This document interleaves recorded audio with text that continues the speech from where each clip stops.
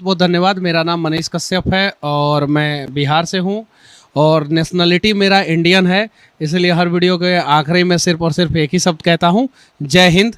यही मेरा पहचान है। मैं सौभाग्यशाली हूँ कि मेरे पिताजी आर्मी में थे और एक बैकबोन की तरह जो है वो मेरे साथ हमेशा खड़े रहे। मैं बिहार के उस गांव से हूँ जिस गांव में सबसे ज़्यादा बाढ़ आता है। मेरे गांव में कहा जाता है कि बेंग मूत देता है तो बाढ़ आ जाता है, यानी कहने का मतलब है मेढक अगर सुसु कर देता है तो बाढ़ आ जाता है, ऐसा कहा जाता है। लगभग 4 महीना वहाँ पे लोग जो है पानी में डूबे रहते थे। कोई फसल जो है बाढ़ के दिनों में नहीं होता है वहाँ पे, बहुत रेयरली कहीं कभी कभी धान हो गया तो हो गया, वरना नहीं होता है। वहाँ से आता हूँ, स्ट्रगल किया, मेरे पिताजी ने मुझे पढ़ाया। विद्या मंदिर में मैंने पढ़ाई किया। उसके बाद से मैं पूना गया इंजीनियरिंग करने। इंजीनियरिंग किया, फिर प्राइवेट नौकरी में मैंने काम किया, 2-3 कंपनियों में मैंने काम किया। उसके बाद से मुझे लगा कि कुछ करना चाहिए, तो मैं बिहार आया था। मेरे साथ कुछ समस्या हुआ, ड्राइविंग लाइसेंस का नहीं बन रहा था। फिर मैंने वीडियो बनाया, बहुत सारे लोगों ने वीडियो को प्यार देना शुरू किया। धीरे धीरे मैं वीडियो बनाते गया, लोग प्यार देते गए और यही मनीष कश्यप के छोटे से जीवन की छोटी सी शुरुआत है। देखिए, 99% लोग तो मुझे पत्रकार मानते ही नहीं हैं जो मीडिया फील्ड में हैं। हम लोग सोशल रिफॉर्मर हैं। मतलब कि पत्रकार का ये काम थोड़ी है कि किसी के यहाँ गया न्यूज़ दिखाने और उसका देख लिया दुख और दर्द, उसको 1 लाख रुपया दे के आ गया। मैं दे के चला आता हूँ। किसी को 20,000 दे दिया, किसी को 50,000 दे दिया, किसी को 5,000 दे दिया, कहीं सड़क पे देख लिया बच्चों को तो 500 रुपया दे दिया। वो काम नहीं है पत्रकार का। पत्रकार का काम है कि हाँ, आपको समस्या है, उन समस्याओं को दिखा दिया बस। और मैंने ये बात सही है कि मतलब कि पत्रकारिता का थोड़ा बहुत परिभाषा चेंज कर दिया। बहुत सारे शब्द का सिलेक्शन जो है अब लोग जो है थोड़ा सा एग्रेसिव वर्ड का इस्तेमाल करना शुरू कर दिया, जैसे रिलाई कर देंगे, ये कर देंगे, वो कर देंगे। अब अगर हमारे आंखों के सामने गलत होगा तो हम माइक लेके ये थोड़ी पूछेंगे कि गलती क्यों कर रहे हो, पहले रे लेंगे कि पहले रुक जाओ तुम। नहीं रुकोगे तो लोहा का माइक होता है, उसे सुधारेंगे। तो ये चीज़ है। तो हम लोगों का थोड़ा सा अलग तरीका है। तो मैं मतलब कि इतना समझ जाइए कि बहुत सारे लोग हम मुझे पत्रकार समझते ही नहीं है और मैं जो कर रहा हूँ उसमें मैं अपने आप को संतुष्ट महसूस करता हूँ।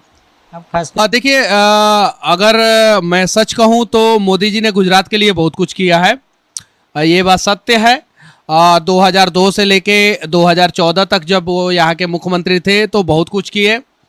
अब वो प्रधानमंत्री है, देश के प्रधानमंत्री हैं और मैं गुजरात में बैठा हूँ।